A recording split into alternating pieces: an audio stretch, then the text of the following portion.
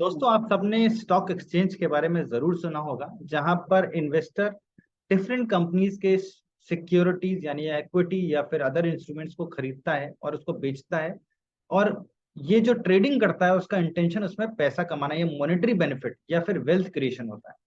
तो कोई भी व्यक्ति जब भी स्टॉक एक्सचेंज के थ्रू किसी भी सिक्योरिटीज को खरीदता बेचता है तो उसका इंटेंशन हमेशा प्रॉफिट कमाना होता है।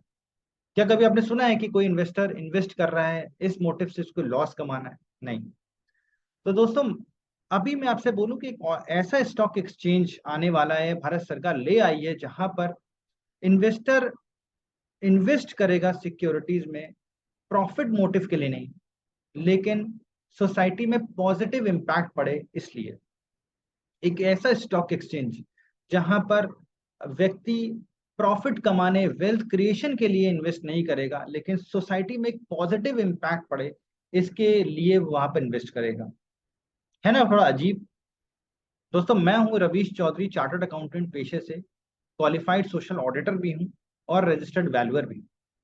हाल ही में मैंने 3 किताबें लिखी हैं वैल्यूएशन पे, और एक किताब मैं अभी सोशल ऑडिट पे लेकर आया हूं एमसीक्यू के फॉर्मेट पे। मैं कुछ एपिसोड भी बनाऊंगा जिसमें अगर आप सोशल ऑडिटर की एग्जाम देने जा रहे हैं तो उसके लिए आपके लिए हेल्पफुल होगा वो। उसमें जो जितने भी चैप्टर्स हैं उनको हम समराइज फॉर्म में पढ़ेंगे और जो क्वेश्चंस आ सकते हैं उस पर भी डिस्कस करेंगे। तो इस पर्टिकुलर एपिसोड में हम बात करने वाले हैं सोशल स्टॉक एक्सचेंज के बारे में। आज आप जानेंगे क्या है सोशल स्टॉक एक्सचेंज और क्या मोटिव रहेगा किसी भी इन्वेस्टर का इन्वेस्ट करने में, और कौन कौन सी एंटिटीज हैं जो इसमें रजिस्टर हो सकती हैं।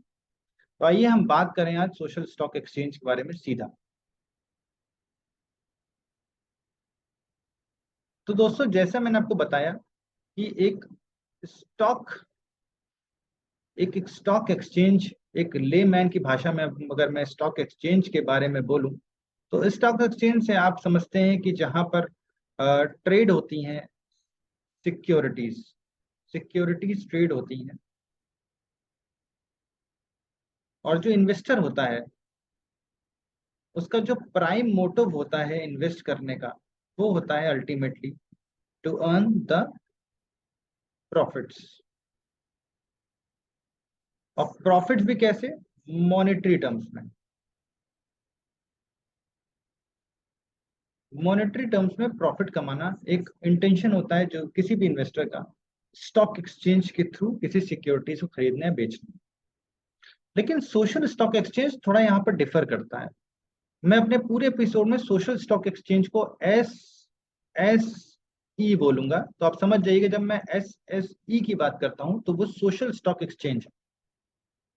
सोशल स्टॉक एक्सचेंज में भी कुछ एंटिटीज जिसके बारे में हम बात करेंगे वो रजिस्टर होंगी और वो अपने इंस्ट्रूमेंट्स को फ्लोट करेंगी मार्केट में पब्लिक के लिए, जहां पब्लिक इन्वेस्ट करेगी। यानी वो अपनी सिक्योरिटीज, अगर मैं बोलूं सिक्योरिटीज, सिक्योरिटीज फ्लो करेंगी और इन्वेस्टर्स अगेन उसमें इन्वेस्ट करेंगे, और उनका प्राइम जो मोटो होगा, वो मोटिव होगा उनका social impact. Obviously positive impact की बात की जाएगी यहाँ पर। उनका जो मोटिव होगा किसी भी इन्वेस्टर का इन्वेस्ट करने में उन सिक्योरिटीज पे, वो मॉनेटरी बेनिफिट नहीं होगा। मॉनेटरी बेनिफिट यहाँ नहीं कमाएंगे वो, बल्कि वो सोशल इम्पैक्ट यानी सोसाइटी में एक पॉजिटिव इम्पैक्ट क्रिएट हो, इसकी वजह से वो यहाँ पर इन्वेस्ट करेंगे फंड्स अपने। तो आइए बात करते हैं कि सोशल स्टॉक एक्सचेंज आखिर है क्या। तो सोशल स्टॉक एक्सचेंज बिल्कुल जैसे आपकी एनएससी है या बीएससी है, एनएससी और बीएससी उसी की बोर्ड में एक डिफरेंट सेगमेंट में रहेंगे। सेगमेंट मतलब जैसे एक आपका एफएनओ सेगमेंट है, एक आपका इक्विटी सेगमेंट है, एक आपका करेंसी सेगमेंट है, एक आपका कमोडिटी सेगमेंट है। उसी तरह एसएससी भी एक सेपरेट सेगमेंट होगा, सेपरेट सेगमेंट होगा। और अगर अगर आप वेबसाइट पर जाएंगे एनएससी या बीएससी के, तो आप देखेंगे वहां पर सोशल सिक्योरिटी एक्सचेंज का एक ऑप्शन आ गया है। जिस तरह एनएससी बीएससी एक्ट करता है उसी तरह ये एक्ट करेगा, मगर एक डिफरेंट यानी सेपरेट सेगमेंट में मेन बोर्ड के। एसएससी के अंदर अगर हम बात करें कौन कौन सी ऐसी एंटिटीज हैं जो एसएससी में रजिस्टर हो सकती हैं, तो दो तरह की एंटिटीज हैं जो रजिस्टर हो सकती हैं एसएससी में। एक है एनपीओ, जिसको हम जानते हैं, फुल फॉर्म है नॉट फॉर प्रॉफिट ऑर्गेनाइजेशन। ऐसी ऑर्गेनाइजेशंस जहां पर प्रॉफिट्स कमाना एक प्राइम मोटो नहीं होता है। और दूसरी जो कंपनीज है जो रजिस्टर हो सकती हैं वो है एफपीएसई। एफपीएसई का मतलब for profit social enterprise. NPO तो हम लोग काफी हद तक जानते हैं और बाकी मैं आपको समझाऊंगा भी। एफपीएफसी को मैं आपको संक्षेप में बता दूं, ये ऐसी कंपनीज होती हैं जो काम तो करती हैं प्रॉफिट कमाने के लिए, लेकिन उसके साथ साथ सोसाइटी में एक एक पॉजिटिव इम्पैक्ट भी क्रिएट करने की कोशिश करती हैं। मतलब सर्वाइवल इंस्टिंक्ट के लिए वो अपना प्रॉफिट कमाती हैं, ट्रेड करती हैं, लेकिन साथ ही में ऐसे प्रोजेक्ट्स चालू करती हैं या चलाती हैं जिससे सोसाइटी में पॉजिटिव इम्पैक्ट पड़ता है। आइए हम बात करते हैं एनपीओ में कौन कौन से एंटिटीज हैं जो एनपीओ के अंदर आती हैं for the purpose of social stock exchange. यानी कौन कौन सी एंटिटीज एनपीओ के अंदर आती है, रिकॉग्नाइज करता है सोशल स्टॉक एक्सचेंज, जो रजिस्टर कर सकती हैं। तो पहली है चैरिटेबल सोसाइटीज, दूसरी है पब्लिक ट्रस्ट, तीसरी है सेक्शन 8 कंपनीज। ध्यान रहे, अगर कोई कॉर्पोरेट फंडर्स हैं या कॉर्पोरेट फाउंडेशंस हैं, जैसे टाटा मेमोरियल सोसाइटी हो गई या टाटा कैंसर इंस्टीट्यूट हो गया, तो ये कॉर्पोरेट फाउंडर्स हैं, फाउंडेशन है सॉरी, और ये एनपीओ में नहीं आएंगी for the purpose of registration under SSE. Social stock exchange में रजिस्ट्रेशन के लिए कॉर्पोरेट फाउंडेशंस, पॉलिटिकल पार्टीज, ये सब नहीं आएंगी। हम जब चैप्टर पढ़ेंगे रजिस्ट्रेशन ऑफ एनपीओज या registration under social stock exchange, तो हम इसको और एक एलैबोरेटेड फॉर्म में पढ़ेंगे। अभी आपको मोटा मोटा मैं आपको बता रहा हूँ कि ये charitable societies, religious societies, religious charitable society sorry, public trust या सेक्शन 8 के कंपनीज हैं, वो एनपीओ में एज ए रिकॉग्नाइज की गई हैं जो सोशल स्टॉक एक्सचेंज में रजिस्टर हो सकती हैं। एफपीएससी का मैंने आपको बता दिया है कि एफपीएससी एक ऐसी कंपनी है, ये कंपनी होंगी रजिस्टर्ड अंडर कंपनीज एक्ट 2013, जिनका मोटिव तो है, their motive is to earn profit, motive earn profit, लेकिन they are also running social welfare events या प्रोग्राम्स।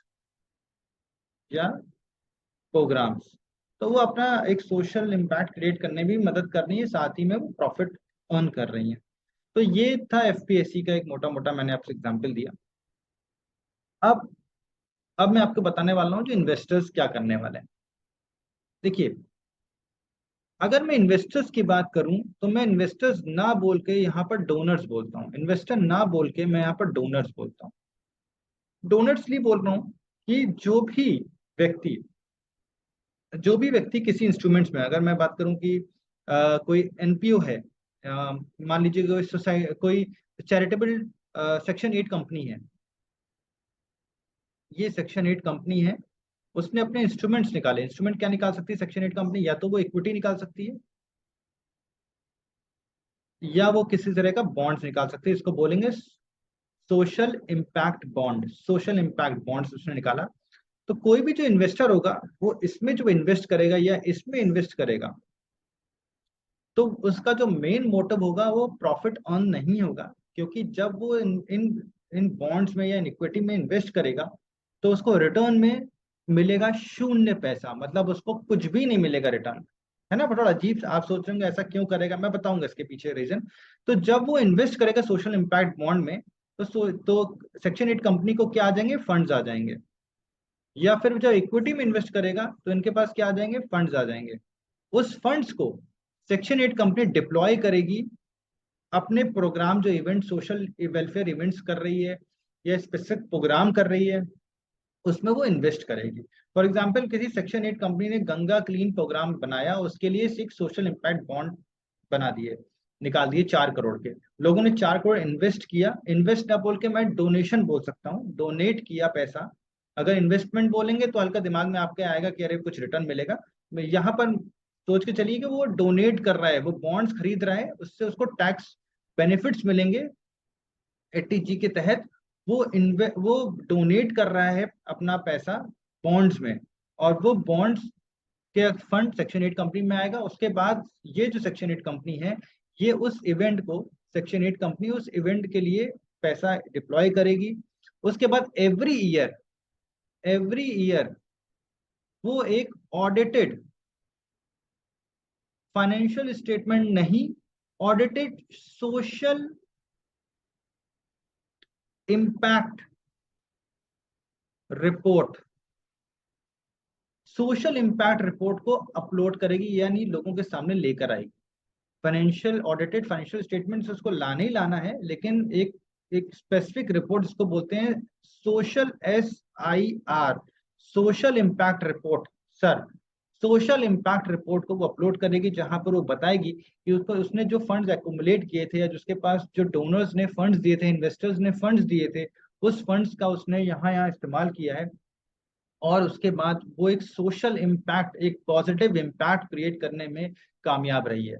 और उस पॉजिटिव इम्पैक्ट जो उसने, जो वो दावा कर रही है, उसका एक ऑडिट होगा जो सोशल ऑडिटर्स करेंगे, और वो फिर उसके बाद अपनी रिपोर्ट सबमिट करेंगे। और रिपोर्ट सबमिट के बाद जो आपकी सोसाइटी या फिर जो NGO है, वो उसको सोशल एक्सचेंज में, जैसे बाकी कंपनी फाइनेंशियल एनुअल रिटर्न्स लेकर आती हैं, उसी तरह वो भी अपनी annual return social impact report लेकर आएगी। अब आपके मन में ख्याल आ रहा होगा भाई क्यों कोई ऐसा डोनेशन करेगा, या कोई क्यों ऐसा कोई इन्वेस्टर इन्वेस्ट करेगा किसी भी ऐसे बॉन्ड्स या सिक्योरिटीज में जहां पर उसको पैसा कुछ भी नहीं मिलना है, उसको बेनिफिट क्या मिलना है कि सोसाइटी पे एक पॉजिटिव इम्पैक्ट पड़ा है, तो ऐसा क्यों करेगा। तो मैं बताऊं, देखिए भारत में बहुत सारे ऐसे लोग हैं जो कहीं दान करना चाहते हैं, डोनेशन करना चाहते हैं किसी स्पेसिफिक डेट्स में, या फिर वो कुछ करना चाहते हैं सोसाइटी के लिए, लेकिन वो बिलीव नहीं कर पा रहे कौन सी ऐसी ट्रस्ट बेटर है जहां पर वो इन्वेस्ट करें, कौन सी ऐसी सोसाइटी है जहां पर वो इन्वेस्ट करें। उनको लगता है ऐसा तो नहीं कहीं पे मैं इन्वेस्ट करूं, किसी को मैं दान दूं, उसके बाद वो उस मेरे पैसे गलत तरह से अपने बेनिफिट्स उठाने के लिए, मजे उठाने के लिए इस्तेमाल कर ले। तो इसलिए बहुत सारे लोग नहीं करते हैं दान, और वो सीमित रह जाते हैं कि भाई इससे बेटर है कोई दान मत करो, हम कुछ ऐसे ही पैसा इधर उधर दे देंगे किसी को। तो इसके लिए ट्रांसपेरेंसी क्रिएट हो, प्लस NGOs, ऐसी बहुत सी NGOs हैं जो जिनके जो अच्छा काम कर रही है, लेकिन पैसे का अभाव है, जो पैसा नहीं मिल पा रहा उन लोग को। तो ऐसी NGOs को सपोर्ट करने के लिए और ट्रांसपेरेंसी क्रिएट करने के लिए, क्योंकि जब आप पैसा लगाएंगे ऐसी कंपनीज में जो सोशल स्टॉक एक्सचेंज में लिस्टेड है, और वो अपना एक ऑडिटेड रिपोर्ट लेकर आएंगी, सोशल इम्पैक्ट रिपोर्ट आपके सामने लेकर आएंगी, तो उससे आपको एक सेटिस्फैक्शन होगा कि हाँ मेरा पैसे का सही उपयोग हुआ है, और वो प्रॉपर ऑडिट भी हुआ है। तो अगर मैं बात करूं तो सोशल स्टॉक एक्सचेंज बेसिकली एक गैप ब्रिज कर रहा है, एक गैप बना रहा है, एक जो गैप है उसको ब्रिज कर रहा है। वो ब्रिज क्या है, ब्रिज क्रिएट कर रहा है किसके बीच में, एक तो NGOs के बीच में या NPOs के बीच में, और इन्वेस्टर्स के बीच में। इन्वेस्टर्स या मैं डोनर कह दूं, उनके बीच में एक गैप था, उसको ब्रिज कर रहा है, क्योंकि इसको नहीं मालूम कि कौन कौन सी NGO अच्छा काम कर रही हैं। तो अभी उसको पता लग गया कि वो सोशल स्टॉक एक्सचेंज में लिस्टेड है, और उसके कुछ क्राइटेरिया है उसको फिल कर रही है, इसका मतलब कंपनी ठीक है।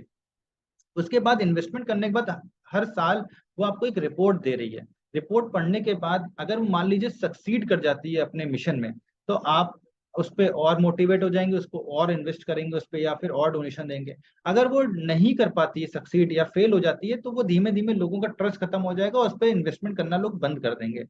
तो इससे एक तो एक गैप फिल हो रहा है, दूसरा सबसे इंपॉर्टेंट ट्रांसपेरेंसी क्रिएट हो रही है। ट्रांसपेरेंसी क्रिएट हो रही है, और ट्रांसपेरेंसी किस लिए, कि मेरा जो पैसा है, जो मैं फंड दे रहा हूं, उसका जो एप्लीकेशन है, एप्लीकेशन वो सही तरह से हो रहा है और इसके लिए उसको एक सोशल इम्पैक्ट रिपोर्ट भी मिल रही है, राइट। तो ये कॉन्सेप्ट है बेसिकली जो सीतारमन जी, मैडम सीतारमन फाइनेंस मिनिस्टर हमारी वो लेकर आई थी 2019 में।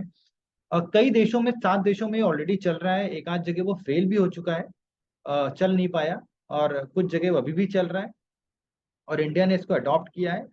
देखना है कि ये कितना सक्सेस होता है अपने मिशन में, अपने जो इसका ऑब्जेक्टिव है। लेकिन ये बात श्योर है कि बहुत सारे लोग हिंदुस्तान में फिलंथ्रोपिस्ट हैं जो पैसा कहीं ना कहीं लगाना चाहते हैं, डोनेशन करना चाहते हैं, और वो नहीं कर पा रहे हैं। कॉर्पोरेट फाउंडेशन को इन्होंने अलग कर रखा है, पॉलिटिकल पार्टीज को अलग करके रखा है, वो इसमें नहीं आ सकती, रजिस्टर नहीं हो सकती, क्योंकि उनको ऑलरेडी बहुत सारा पैसा आ रहा है, शायद इस वजह से उसको अलग कर रखा है इन्होंने। तो ये पूरा एंटायर कॉन्सेप्ट जो मैंने आपको बताया सोशल स्टॉक एक्सचेंज के बारे में, जो लोग तैयारी करना चाहते हैं सोशल ऑडिट एग्जाम की, तो उनको मैं बता दूं, हम धीमे धीमे छोटे छोटे 30-30 मिनट, 40-40 मिनट के वीडियोस लेकर आएंगे, जहां पर हम आपको सोशल ऑडिट एग्जामिनेशन पास कैसे करें, एमसीक्यूज पे डिस्कस करेंगे, चैप्टर्स के कॉन्सेप्ट पे डिस्कस करेंगे। आज हमने इंस्ट्रूमेंट्स के बारे में डिस्कस नहीं किया है। बहुत सारे इंस्ट्रूमेंट्स हैं जैसे social impact bonds, alternative investment fund, या फिर ZC ZP, यानी जिसे कहते हैं zero coupon zero principal bond, जो लेकर आ सकती है कोई भी एनजीओ। एक छोटी सी जानकारी और दे दूं, जो FPE हैं यानी फॉर प्रॉफिट सोशल एंटरप्राइज हैं, वो सोशल स्टॉक एक्सचेंज में अपनी सिक्योरिटीज लिस्ट नहीं करा सकती हैं।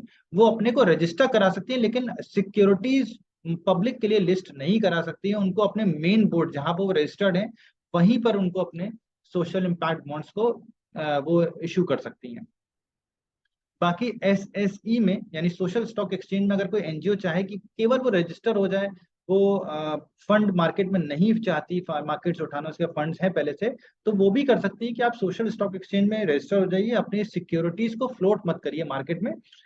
उनका जो मेन मकसद होगा सोशल स्टॉक एक्सचेंज में लिस्ट करने का, वो ये है कि वो social impact report, audited social impact report public के सामने लाएंगे, तो एक इमेज अच्छी हो जाएगी। तो अब बात यह है कि ये सब कुछ बन तो गया है इंफ्रास्ट्रक्चर, और 20 से 40 कंपनीज, 40 एंटिटीज रजिस्टर भी हो गई हैं SSE में। अगर आप जाके देखेंगे NSE BSE में दोनों मिला के, कितना ये अपने ऑब्जेक्टिव्स को पूरा कर पाता है, लोग किस तरह का इस पे रिएक्शन देंगे, ये देखने वाली बात हो सकती है। लेकिन जो कॉन्सेप्ट था मोटा मोटा, वो मैंने आपको बताया आज। तो अगर मेरी वीडियोस आपको अच्छी लगी हो तो इसको लाइक कमेंट शेयर जरूर करें, और अगर ऐसी और वीडियोस आप चाहते हैं तो ज़रूर से इसको सब्सक्राइब कर लें चैनल को। मैं ऐसी और भी फाइनेंशियल अवेयरनेस वीडियोस आपके पास लेकर आऊंगा, और हाँ, और जल्दी ही मैं सोशल ऑडिटर्स प्रिपरेशन की वीडियोस आपके सामने लेकर आऊंगा। तो थैंक यू सो मच, आज के लिए इतना ही। मिलेंगे हम फिर से जल्दी कोई नई चीज़ लेकर। Thank you so much.